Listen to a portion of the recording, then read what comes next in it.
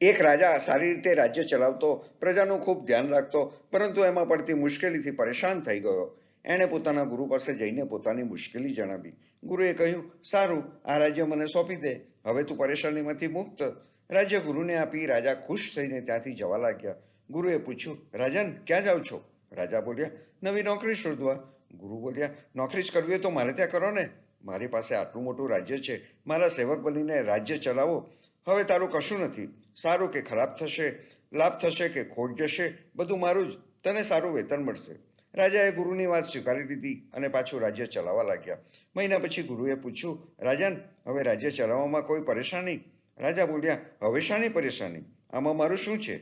આપની નોકરી કરું છું, રાત્રે સરસ ઊંઘ આવી જાય છે, મને હવે કોઈ સમસ્યા નથી. રાજાની જેમ દરેક માણસ પોતાને માલિક માનવાને બદલે ભગવાનનો સેવક માનીને પોતાની ફરજ બજાવે તો હંમેશા નિશ્ચિત રહી શકે.